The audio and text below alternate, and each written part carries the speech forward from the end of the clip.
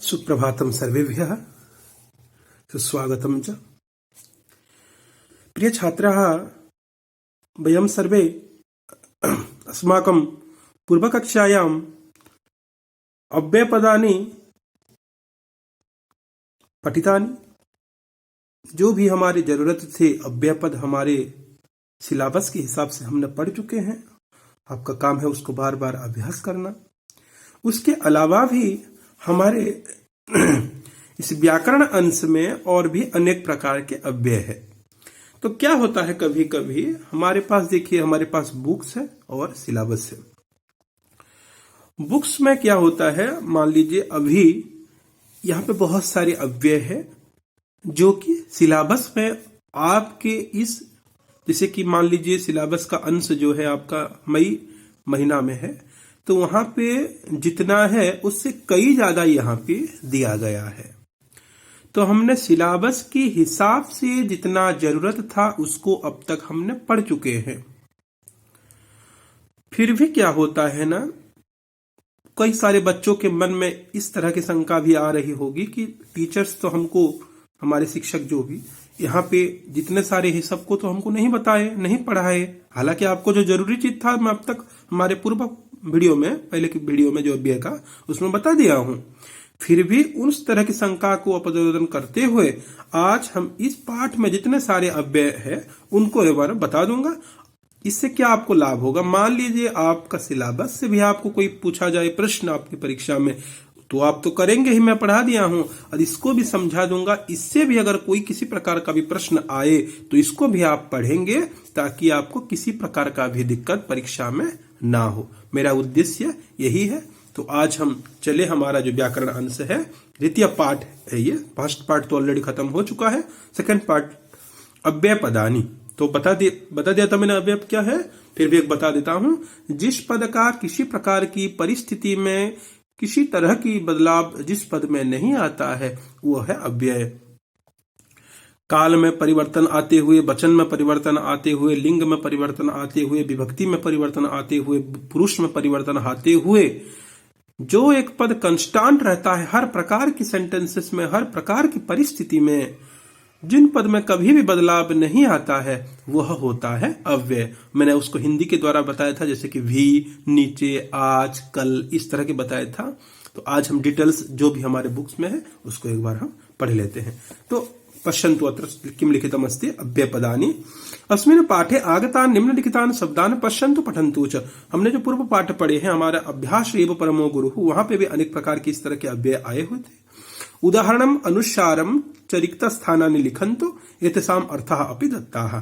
यहाँ पे देखिए रिक्त स्थान में ऑलरेडी मैं आपके लिए लिख दिया हूं, आप लोग भी इस प्रकार से लिख देंगे। इसमें लिखना कुछ ज्यादा नहीं है, जो लिखा हुआ है उसको एक बार यहाँ पे हम लिख देंगे। क्लियर? तो अतीब, यहाँ पे आप क्या कर सकते हैं, हिंदी में भी लिख सकते हैं और संस्कृत में भी इसी चीज को लिख सकते हैं, क्योंकि यहाँ पे कोई आपको भाषा नहीं कहा गया है, इसलिए आप इस संस्कृत में भी यहाँ पे उतार दे सकते हैं या फिर हिंदी में भी आपके समझने की आसानी के लिए लिख सकते हैं। तो पहला वाला जो है हमारा अतीब। अतीब, अतीब का अर्थ क्या है, एक्सेसिव, बहुत ज्यादा, बहुत ज्यादा यहाँ पे लिख सकते हैं, या फिर अतीब भी जैसे कि लिखा गया है। क्लियर? उसके बाद सेकेंड वन न। न का अर्थ क्या है, नॉट, यानी नहीं। क्लियर? उसके बाद परंतु। परंतु का अर्थ हम ज्यादातर हिंदी में भी इसका प्रयोग होता है, परंतु, किंतु, परंतु जो है बट, जो कि इंग्लिश में।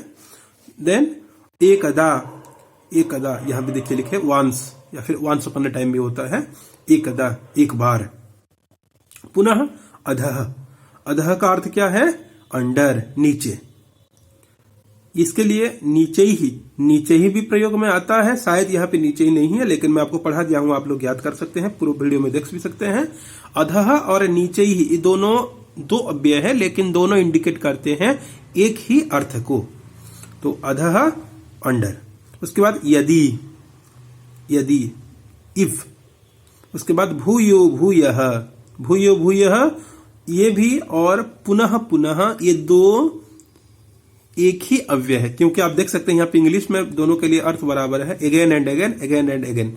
तो दोनों दो अव्यय है, लेकिन अर्थ इंडिकेट करते हैं एक बार बार जो अर्थ है।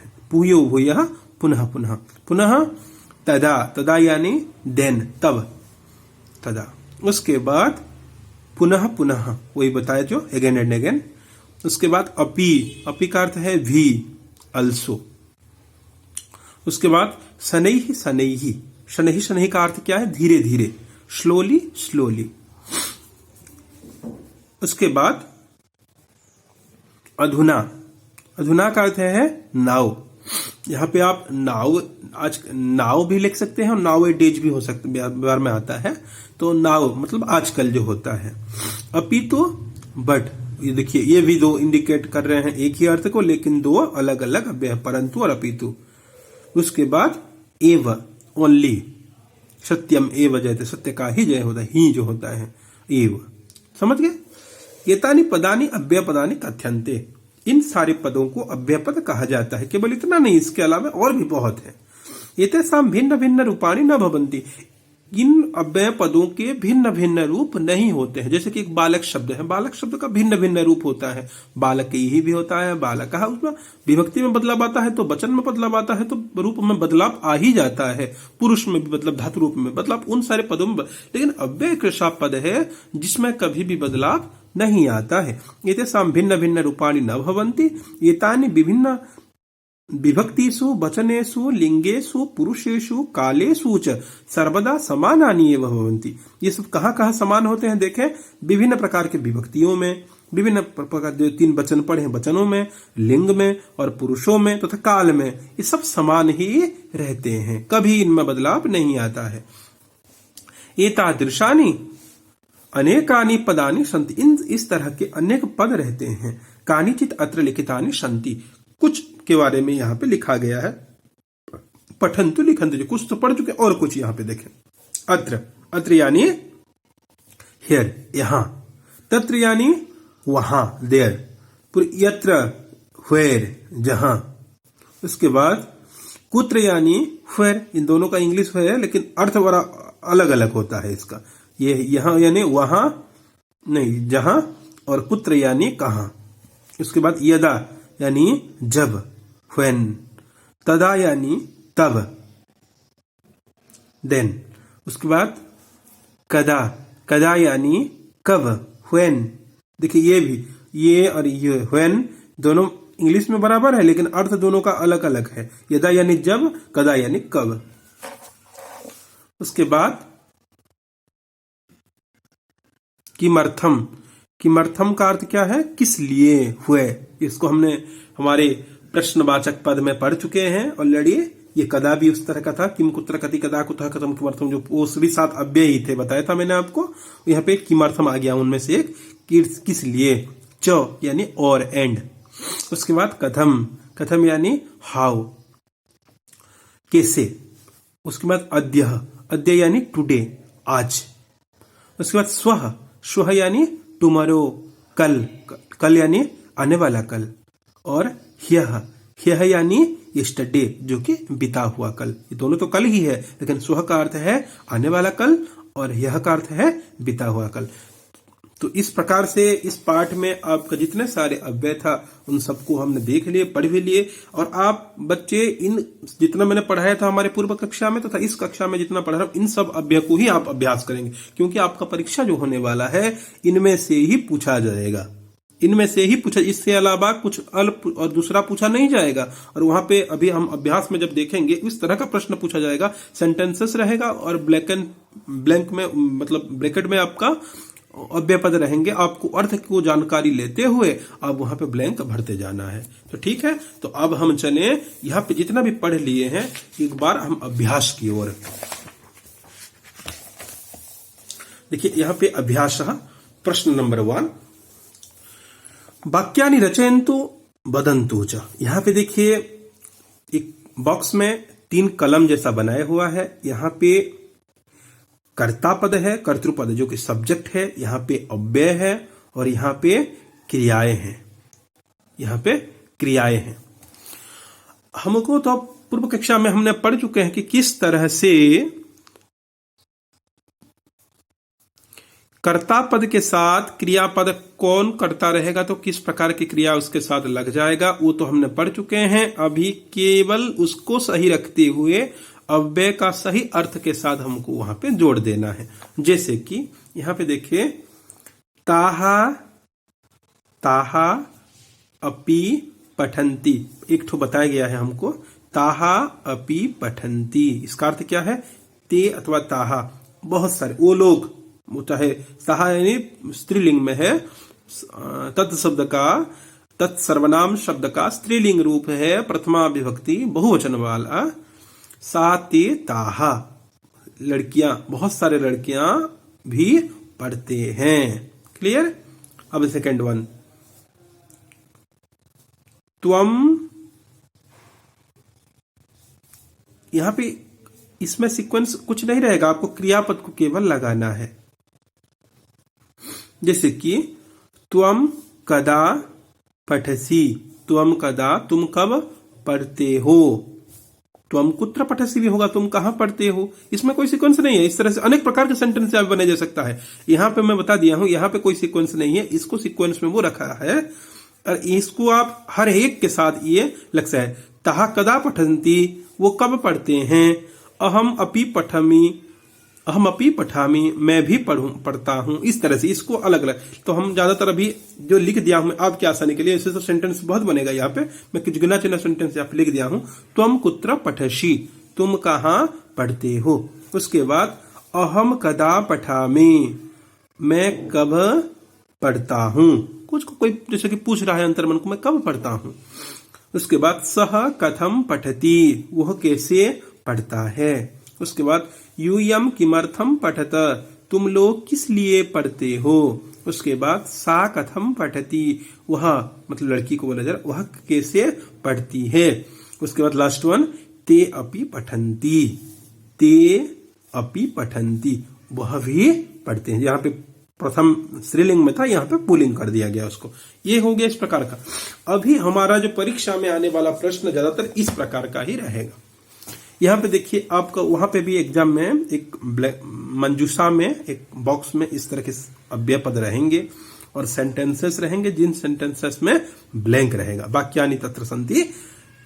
तो वहां पे अनेक प्रकार के शून्य स्थान रहेंगे। आप इसको तब जाके आपका ये सही होगा जब जितना सारे अव्यय पद में आपको पढ़ाया हूं उसका अर्थ आपको मालूम होना चाहिए। ये तो आसानी से समझ में ज्यादातर आ ही जाएगा, लेकिन इसका अगर समझ में आएगा तब जाके आप सही अव्यय को यहाँ पे आप भर सकते हैं। जैसे कि यहाँ पे पहले इन अव्यय को एक बार हम देख लेते हैं। मैं आपको आसानी से लिख दिया हूं, इसको एक बार देख सकते हैं। आप घर में भी बिना देखे ही आप इसको अर्थ को एक बार समझ लेंगे तो आप खुद ब खुद भर सकते हैं। जैसे कि पुनः पुनः को हमने पढ़ चुके हैं, बार बार, अगेन एंड अगेन।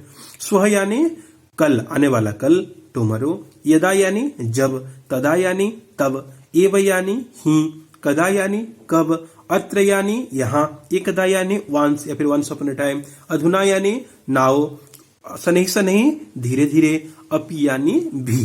हो गया। अभी हम देखें, डैश ते जंतुशालाम अगच्छन्, डैश ते जंतुशालाम अगच्छन्, यहाँ पे हो गया एकदा, एकदा ते जंतुशालाम गए, एक बार वो जंतुशाला गए थे। कच्छपः शनैः शनैः चलति, कच्छपः चलती, या फिर ज्यादा कच्छप चलती नहीं होगा, शनैः शनैः धीरे धीरे चलता है। लोके सत्यम डैश जयति, लोक में सत्य का ही जय होता है। एव के लिए यहाँ पे है पद ही, एव जयते। पुनः बालः पुनः पुनः पठनस्य अभ्यासम अकरोत्, बालक बार बार पढ़ने का अभ्यास किया। क्लियर। उसके बाद डैश मम परीक्षा भविष्यति, यहाँ पे देखिए, ध्यान देंगे एक बात, आपका स्वः और ह्यः में आप किस तरह से आप आसानी से समझ लेंगे। यहाँ पे स्वः यानी आने वाला कल, टुमारो। आप आने वाला कल जब है, जरूर यहाँ पे जो क्रियापद है वो आपका कोई भी धातु होगा वहां का ऋट लकार में ही चलेगा। अगर ऋट लकार वाली भविष्यत वाली क्रिया वहां पे अगर होगी तब आप आसानी से जान पाएंगे कि यहाँ पे ह्य ना हो करके स्वः होगा। ठीक उस तरह उसका ऑपोजिट यहाँ पे अगर ह्य होगा, ह्य यानी बीता हुआ कल, पास्ट ऑलरेडी बीत चुका है, वहां पे आपका लंग लकार, कोई भी धातु का अगर लंग लकार वाली अतीत काल वाली क्रिया अगर वहां पे होगी तब आप आसानी से वहां पे कर सकते हैं। क्लियर। उसके बाद यदा, यदा का अर्थ यहाँ पे देखे, श्वः परीक्षा, कल मेरा परीक्षा होगा। डैश वर्षा भवती डैश मयूरः नृत्यति, यहाँ पे यदा अर्थदा है जब बारिश होता है तब मोर नाचता है। क्लियर। उसके बाद रामेण सह सीता डैश वनम अगच्छत, राम के साथ सीता भी वन गए थे। अब भी के लिए यहाँ पे है लास्ट वन हमारा अपि अव्यय है। उसके बाद डैश एकम उद्यानम आसीत, डैश एकम उद्यानम आसीत, अत्र एकम उद्यानम आसीत, यहाँ पे एक बगीचा था। उसके बाद डैश यूयम पाठम स्मरत, यहाँ पे है यूयम तुम लोग, अब तुम लोग पाठ का स्मरण करो। यूयम अधुना, अब तुम लोग पाठ का स्मरण।